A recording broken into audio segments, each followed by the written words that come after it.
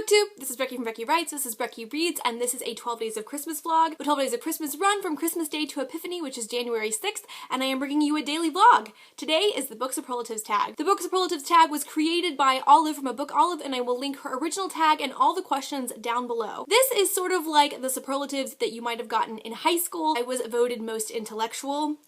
Go figure. Way back when I was a senior. So these are similar in nature. The first superlative is book most likely to be in the movies. And for me, I'm going to say the Lunar Chronicles. All of them. I think they'd make great films, whether live action or animated. I think that these characters are so fun.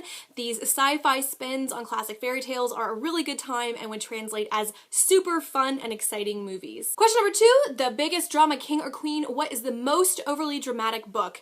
I am gonna go with anything by Cassandra Clare. I think that the entire Mortal Instruments are super dramatic and super angsty and super over the top. In fact, I started this book and you can kind of see where I was when I was like, nope, I can't anymore. Question number 3, best dressed. What is the book with the best cover? My favorite cover of the year is Passenger by Alexandra Bracken. I just love that. I love the bottle, I love the ship. I just think that this is so aesthetically appealing without being too busy.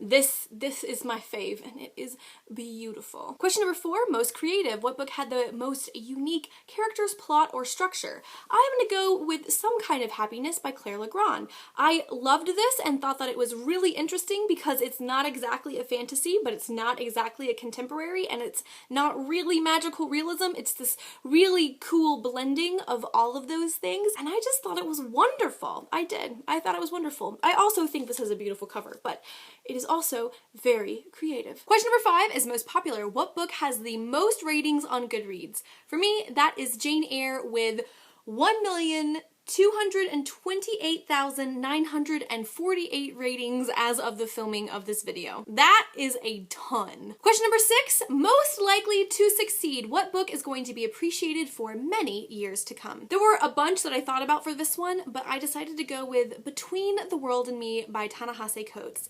I have been thinking about this and its conversation on race in America, and I think that people are going to be reading it and thinking about it and using it as a teaching tool for many, many years. Question number 7 is The Class Clown. What book could you not help but laugh at? And for me, that was The Lumberjanes. I think I've used this in another tag that asked a similar question, but The Lumberjanes were so great. I laughed out loud at it every single time. These are just such fun comics. Even if you're not comics people, you should really check out The Lumberjanes. They are just laugh out loud, chuckle-inducing, wonderful adventures.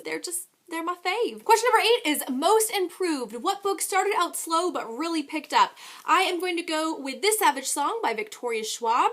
This is a little bit of a slow start. The world building is pretty intense and it's a little bit to get through right at the beginning, but I would say after the first 50 pages to 70 pages or so, this picks up and really takes off. There's a lot of action, there's a lot of complicated plot twists, and the friendship that grows between the two main characters is fantastic and well worth the read if you have never read any V.E. Schwab. Question number 9, The Cutest Couple. What book had the cutest couple that you read? There are quite a few that were contenders. There are a couple of ships in Lunar Chronicles that I thought were pretty great. I loved the ship in The Passenger. I loved the ship in Uprooted, but my favorite, most cutest couple comes from an actual contemporary read, and that is Lola and Cricket from Lola and the Boy Next Door. This is a contemporary romancy story, so it is no surprise that my favorite couple comes from it. I think that Lola is quirky and fun. Cricket is quirky and fun. They're basically your perfect San Francisco teenage couple, and I adore them and think they're great and just found them completely fun. And I hope they live happily ever after in their fiction world, in their fictional San Francisco. And finally, question number 10, Heartbreaker. What book broke your heart? This book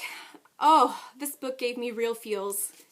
Burial Rites by Hannah Kent. This book gave me real feels. Real feels. Heartbreaking, tearing, sad, beautifulness.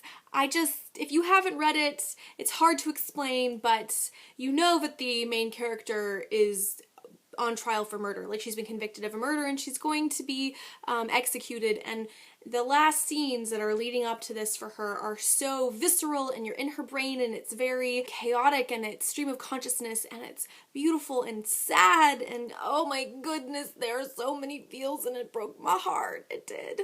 It did. Oh, I love this book. And that is it. Those were my picks for the book superlative tag. Thank you, Olive, for creating such a fun way for us to review several books of the year. I liked this because I got to pick some of the books that didn't make it onto my favorites lists. Comment down below and let me know what book you would pick for most likely to succeed. I'm always curious what people think is going to stick around for years to come. I hope you guys are all doing well, and I will see you tomorrow. Bye!